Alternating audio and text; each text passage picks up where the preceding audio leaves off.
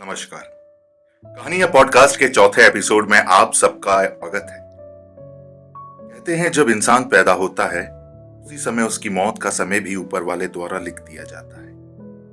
पर अगर किसी कारण मौत के निर्धारित समय से पहले ही उसकी मौत हो जाए तो उस इंसान की आत्मा तब तक भटकती है जब तक उसकी सही मौत का समय ना आ जाए। आज की कहानी हमारे एक सब्सक्राइबर के साथ बीती हुई सच्ची कहानी है। वो एक गवर्नमेंट कंपनी में काम करते थे।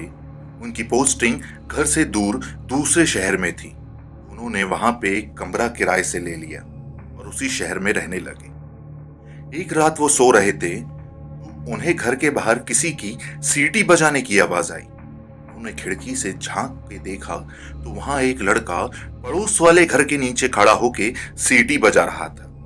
भी उसी घर से चुपचाप से एक लड़की बाहर आई जिसकी उम्र लगभग 16 या 17 साल की रही होगी। वो दोनों वहीं पे खड़े होके आपस में बात करने लगे। ये सब देखा और फिर वापस जाके सो गए। और ऐसे ही रोज रात को ही वो दोनों लड़का लड़की आपस में मिलते थे। लेकिन एक दिन लड़की के घर वालों को पता चल गया। जब वो लड़का आया तो लड़की के बड़े भाई ने उसे खूब पीटा और उसे उसकी बहन से मिलने को मना कर दिया। लेकिन उसकी बहन कहाँ मानने वाली थी। वो घर से किसी ना किसी बहाने से बाहर जाकर रोज मिलती थी, क्योंकि सच्चा प्यार जो था शायद। लेकिन ये बात भी उस लड़की के घर वालों को पता चल गई और उन्होंने अपनी ही बेटी को एक कमरे में बंद कर दिया। उसी रात उस लड़की ने अपने कमरे में खुद को आग लगा ली। घर वालों ने उसे बचाने की लाख कोशिशें करी लेकिन बचा नहीं। अभी लड़की की मौत को कुछ ही दिन हुए थे। एक दिन मेरे सब्सक्राइबर देर रात को ऑफिस से बाइक पे घर आ रहे थे। जैसे ही उस घर के पास पहुंचे उनकी बाइक का वेट बढ़ गया। ऐसा लग रहा था जैसे कोई पीछे वाली सीट पे बैठा है और धीरे धीरे वेट बढ़ते जा रहा था। फिर जब अपने रूम के पास आए तो एकदम से फिर सब नॉर्मल हो गया। उन्होंने पीछे देखा, कोई नहीं था। उस रात ये बात सोचते हुए उन्हें नींद नहीं आ रही थी। खिड़की पे खड़े होकर बाहर देख रहे थे। तभी पड़ोस के घर पे लगे पेड़ से एक लड़की की आत्मा उड़ती हुई वहां से जा रही गाड़ी पे बैठ गई और उस घर को क्रॉस करते ही वापस उसी पेड़ पे आ गई। ये देख के वो डर गए और अपने बेड पे आ गए। ऐसे कई दिनों तक उस लड़की की आत्मा को देखने का दावा कई लोगों ने किया। ये सब बातें जानने और सुनने के बाद लड़की के घर वालों ने घर बेच के वहां से चले गए।